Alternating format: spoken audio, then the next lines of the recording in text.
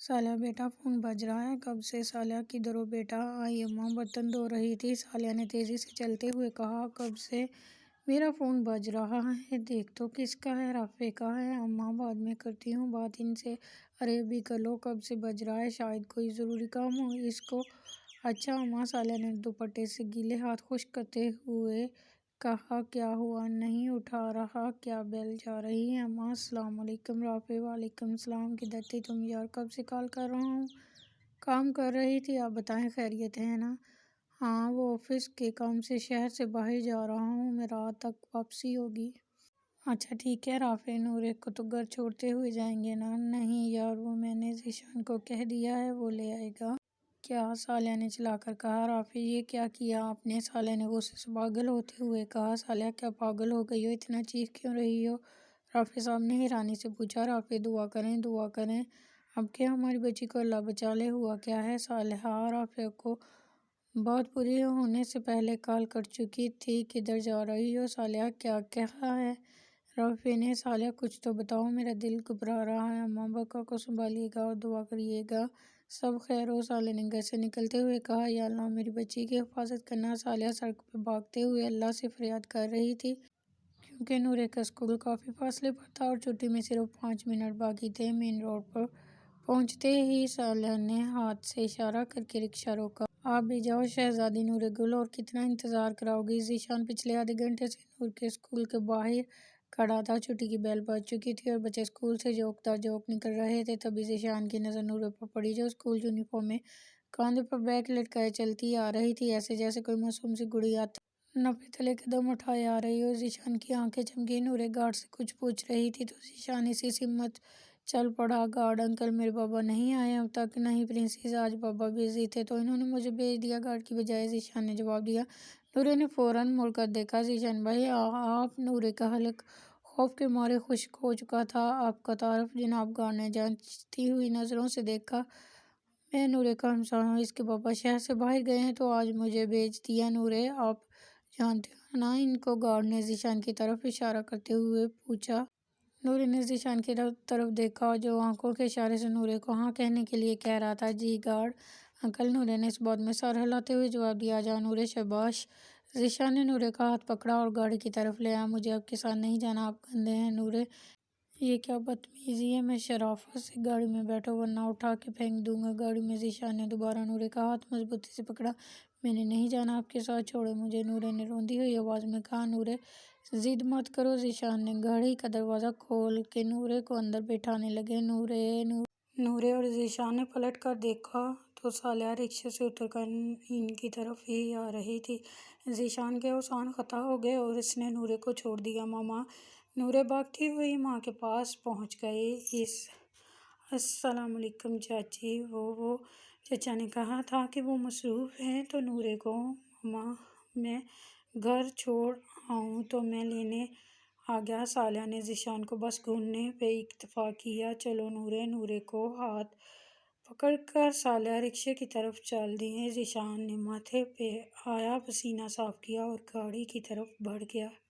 ارے بیٹا مجھے کچھ نہیں بتا کر گئی، بس تمہارا فون آیا اور چادر پہن کر نکل گئی۔ اماں آپ کو کچھ تو کہہ کے گئی ہوگی نا؟ رافع صاحب پریشانی بے گویا ہوئے۔ یس یہی کہہ کر گئی ہے رافع کہ اماں دعا کرنا سب خیر ہو۔ ایک تو میں شہر سے باہر آ چکا ہوں ورنہ گھر ہی لوٹ آتا نا جانے کیوں ہوا ایسا جو صالحہ نے ہمیں نہیں بتایا۔ اے بیٹا لو آ گئی ہے، یہ لو بات کرو۔ جی بولے؟ صالحہ نے پھولے ہوئے سانس کے ساتھ کہا۔ کہاں گئی تھی تم؟ اور موبائل بھی گھر چھوڑ گئی؟ رافع صاحب ذرا تیز لہجے میں بولے۔ نورے کو لینے گئی تھی اور آئندہ آپ کسی غیر کو نہیں بولیں گے کہ رافع صاحب بیٹی ہماری حفاظت بھی ہمیں خود کرنی ہے۔ صالحہ کوئی بات ہے کیا ایسی جو تم چھپا رہی ہو؟ رافع صاحب رازداری سے بولے۔ آپ گھر آ جائیں پھر بات کریں گے، یہاں کی ٹینشن مت لیں، اللہ کے حکم سے سب خیر ہے۔ اچھا ٹھیک ہے، خدا حافظ۔ اور کال کٹ گئی۔ اب کہاں جا رہی ہو صالحہ؟ صالحہ کو پھر باہر جاتا دیکھا نگار بیگم پریشانی سے پوچھنے لگی۔ آتی ہوں اماں، کام میں ضروری نمٹا کے آتی ہوں۔ کہتے ہی صالحہ ذیشان کے گھر کی طرف چل پڑی۔ صالحہ نے دروازہ بجانے کے لیے ہاتھ بڑھایا تو دیکھا کہ دروازہ کھلا ہوا تھا۔ صالحہ اندر تک آ گئی لیکن کوئی نہیں تھا۔ صالحہ واپس پلٹنے لگی تو چھت سے ذیشان کی آواز سنائی دی۔ صالحہ چھت کی طرف چل دی۔ ذیشان فون پہ روحان سے باتوں میں مصروف تھا کہ صالحہ کو دیکھ کر رہ گیا۔ چچی آپ یہاں؟ ذیشان نے اپنی طرف سے کال کاٹ دی تھی لیکن کال چلتی ہی رہی۔ چچی گھر پر کوئی نہیں ہے سب۔ ذیشان نے ابھی بات مکمل نہیں کی تھی کہ ایک زوردار تھپڑ ذیشان کے گال پر لگا۔ چچی آپ کی ہمت کیسے ہوئی مجھے تھپڑ مارنے کی؟ ذیشان نے چلا کر کہا۔ بکواس بند کرو اپنی گھٹیا انسان، بلکہ تم انسان کہاں ہو، درندے ہو، نہ جانے کتنی بچیاں تباہ کر چکے ہو تم۔ تمہیں اللہ کا خوف نہ ہے ذیشان؟ دو بہنیں ہیں تمہاری اور نورے، میری معصوم نورے، وہ بھی تو بھائی کہتی تھی نا تمہیں۔ تم کو بھی اپنی ہوس اور گھٹیا اعمال کی بھینٹ چڑھانا چاہا۔ میں نے ایسا کچھ نہیں کیا، جھوٹ بول رہی ہے نورے، ذیشان نے چلا کر کہا۔ نورے جھوٹ بول رہی ہے چلو مان لیا، لیکن مریم وہ بھی کہہ دو جھوٹ بول رہی ہے، تم نہیں گئے تھے اس کے گھر اس کی عزت کو پامال کرنے کے ارادے سے؟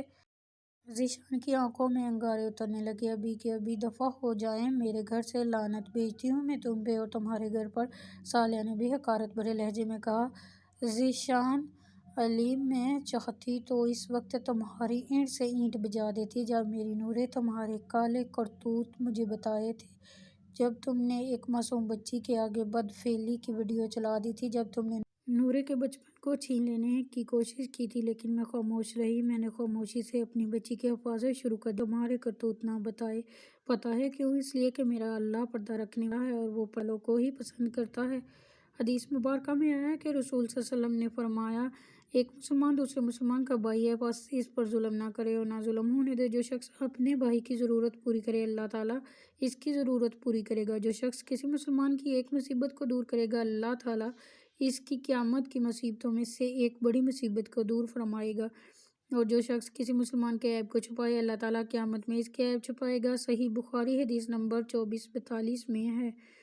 ذیشان میں نے تو تمہارا پردہ رکھا تھا اللہ کی خاطر، اور تم میری بچی ہی کو اپنی درندگی کی بھینٹ چڑھانے جا رہے تھے۔ تم معصوم بچی پر ظلم کرنا چاہتے تھے، تم نے پہلے مریم اور پھر نورے کو نشانہ بنانا چاہا تھا۔ تمہیں اللہ کا خوف کیوں نہیں آیا اس یتیم بچی پر؟ صالحہ کی آواز مدھم مگر آنسوؤں کی رفتار تیز ہو چکی تھی۔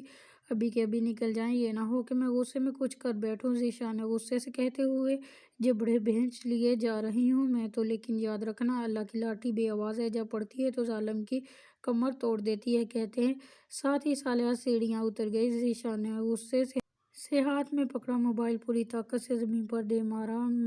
مریم میں نے کہا تھا نا زبان بند رکھنا، لیکن اب تم اپنے بھیانک انجام کی ذمہ دار خود ہوگی۔ اب کہ میں تمہیں اس قابل چھوڑوں گا ہی نہیں کہ تم زبان کھولو۔ فون کب کا بند ہو چکا تھا، لیکن روحان ابھی تک اس پوزیشن میں بیٹھا تھا۔ اس نے جو سنا تھا وہ اس کے لیے قابل قبول ہرگز نہ تھا کہ اس کا بھائی اس قدر گر سکتا ہے۔ نہیں ایسا نہیں ہو سکتا، چچی کو کوئی غلط فہمی ہوئی ہوگی، بھائی اتنے ظالم نہیں ہو سکتے کہ میری نورے کے ساتھ۔ روحان کی آنکھوں سے اشک بہتے جا رہے تھے۔ روحان رو کیوں رہے ہو؟ ارحم کی آواز پہ روحان چونکا۔ ہاں کیا کہہ رہے ہو ارحم؟ یا روحان رو کیوں رہا ہے؟ کوئی مسئلہ ہے تو بتا، ارحم نے ہمدردانہ لہجے میں پوچھا۔ نہیں تو رو تو نہیں رہا یار، پھر یہ آنسو کیوں بہا رہا ہے بھائی؟ کچھ نہیں، چھوڑ تو، چل کلاس میں چلتے ہیں۔ ہاں چل۔ دونوں کلاس کی طرف چل دیے، لیکن روحان کا دماغ سارا دن نورے کے بارے میں سوچتا رہا۔ انور صاحب کی بیوی کی تو پہلی نظر میں ہی نائلہ بہو کے روم میں بھاگ گئی تھی، اور پھر بلال بھی ایک سلجھا ہوا شریف لڑکا تھا۔ فرد اور رضا صاحب کے پاس انکار کی گنجائش نہ رہی۔ دونوں گھروں کے معاملات خوش اسلوبی سے طے ہو گئے تھے۔ ایک ماہ بعد دونوں کی منگنی طے پا گئی۔ منگنی کی تیاریاں زور و شور پہ تھی، سب مصروف تھے۔ رافع صاحب کے گھر میں بھی زندگی معمول کی طرف گزر رہی تھی۔ اس دن صالحہ کی پریشانی کا سبب رافع صاحب نے جب پوچھا تو صالحہ نے یہی کہا کہ رافع صاحب آج کل عزتیں برباد کرنے والے گھر ہی کے ہی لوگ ہوتے ہیں، اللہ کے سوا کسی پر بھروسہ نہیں کر سکتے۔ اور رافع صاحب مطمئن ہو گئے۔ سب لوگ زندگی کے مختلف رنگوں سے چھیڑ چھاڑ میں لگے تھے، لیکن ان سب میں ایک ایسا شخص جو ہر پل بدلے کی آگ میں جل رہا تھا، اس کا بس نہیں چل رہا تھا کہ کسی طرح وہ یہ آگ مریم کو لگا دے، اور وہ تھا ذیشان۔ آہستہ آہستہ یہ آگ بڑھتی جا رہی تھی، اور پھر ایک دن ذیشان کا انتظار ختم ہو گیا۔ ذیشان کو بدلہ لینے کے راستے میں تمام رکاوٹیں ہٹتی نظر آئیں۔ مریم کب تک بچو گی جان من؟ اب تو میں تمہیں زیر کر کے ہی رہوں گا۔ یہ سب سوچتے ہوئے ذیشان کے چہرے پر ایک زہریلی مسکراہٹ آئی۔ یہ اتوار کی ایک خوبصورت صبح تھی۔ رضا صاحب کے گھر میں چہل پہل لگی ہوئی تھی کیونکہ نائلہ اور بلال کی منگنی کو ایک ہفتہ رہ گیا تھا۔ فرد کے بقول یہ ان کے گھر کی پہلی خوشی ہے، کسی چیز کی کمی ناقابل قبول ہے۔ نمرا: نائلہ چلو شاباش، گاڑی میں بیٹھو، پیسے لے کر آتی ہوں۔ اچھا امی۔ روحان بیٹا مجھے بھی ذرا انور صاحب کے گھر چھوڑ دینا، ہم نے مشترکہ مہمانوں کی لسٹ بنانی ہے۔ جی ابو آئیں، بیٹھ جائیں، باہر کیوں کھڑے ہیں، آ جائیں۔ فرحت کیا کر رہی ہو اتنی دیر سے؟ رضا صاحب نے آواز لگائی۔ آ گئی چلیں اب، فرحت نے جھٹ سے گاڑی میں بیٹھ کر کہا۔ ان سب کے جاتے ہی ذیشان بستر سے اٹھا اور نہانے چلا گیا۔ 10 منٹ میں نہا کر نکلا اور ایک مناسب سا سوٹ پہن کر آئینے کے سامنے آن کھڑا ہوا۔ مریم، آج کا دن تم ہمیشہ یاد رکھو گی۔ مسکراتے ہوئے ذیشان پرفیوم کی بارش کرنے لگا۔ خود پر آئینے میں اپنا مکمل جائزہ لیتے ہوئے ذیشان نے گھڑی کی سمت دیکھا جو 11 بج رہے تھے۔ اس وقت کا تو انتظار تھا کب سے۔ ذیشان کی مسکراہٹ مزید گہری ہو گئی۔ ویڈیو جاری ہے۔ اگر آپ کو ہماری ویڈیو اچھی لگے تو لائک کیجیے گا، شیئر کیجیے گا اور ہمارے چینل کو سبسکرائب کیجیے گا۔ تب تک کے لیے اللہ حافظ۔